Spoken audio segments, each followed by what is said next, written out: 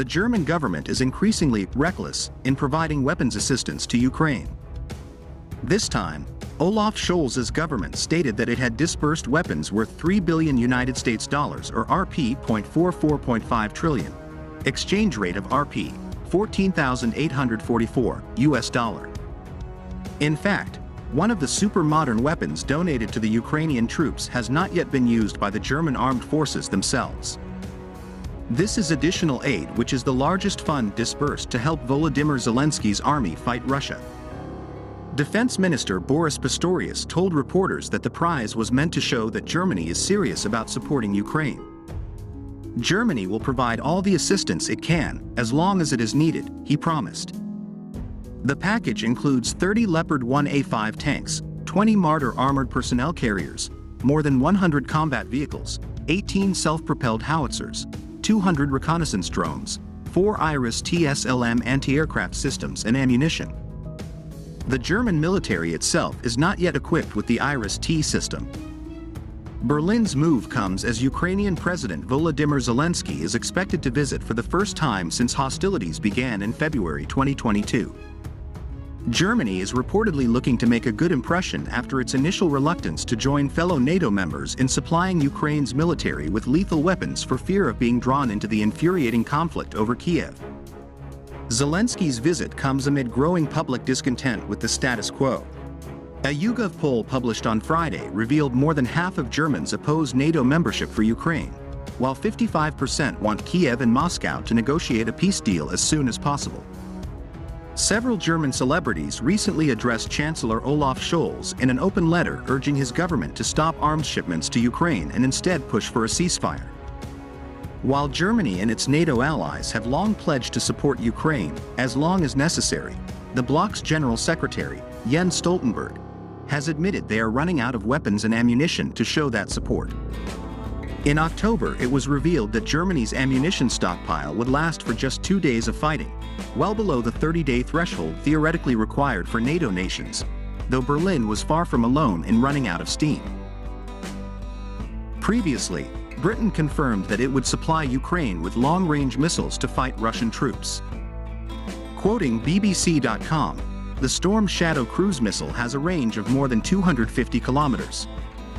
In comparison, the US-supplied HIMARS missile used by Ukraine today has a range of around 80 kilometers. Storm Shadow is believed to provide Ukraine with new capabilities as it prepares for a retaliatory strike against Russia. The missiles were fired from planes, so the Ukrainian pilots could be farther from the front line. Once launched, the Storm Shadow missile will descend to a low altitude to avoid detection by enemy radar, before locking on to its target with an infrared seeker.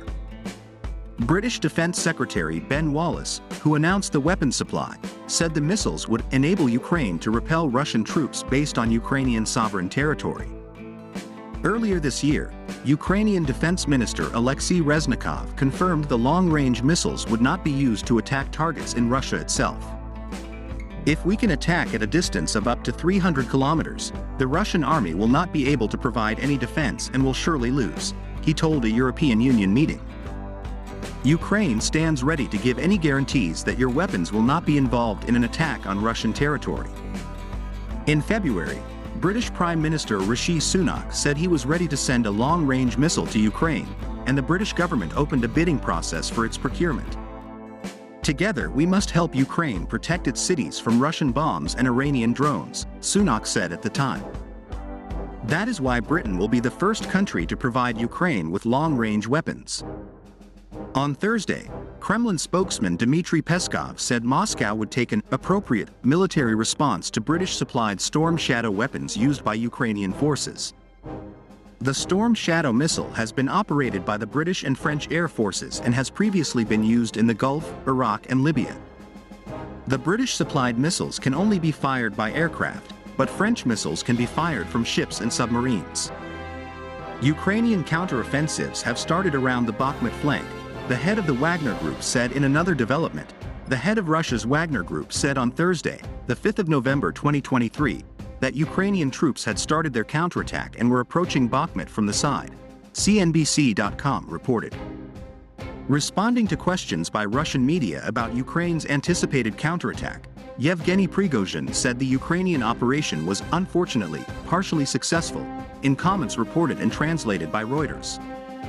Earlier today, Ukrainian President Volodymyr Zelensky told Western media that his country needed more time and more foreign military aid to arrive before the counteroffensive could properly begin.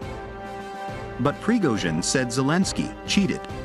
On Wednesday, the head of Ukraine's ground forces said Russian fighters had been pushed back from a section of the front line in Bakhmut, 2 kilometers in several places. Earlier this week, Prigozhin claimed that Russia's 72nd Separate Motor Rifle Brigade had abandoned its positions in the southwestern outskirts of Bakhmut. Prigozhin has repeatedly criticized the Russian Defense Ministry's tactics in Ukraine and the lack of ammunition for its troops. Prigozhin had also threatened to withdraw from Bakhmut, although after that there had been no further action.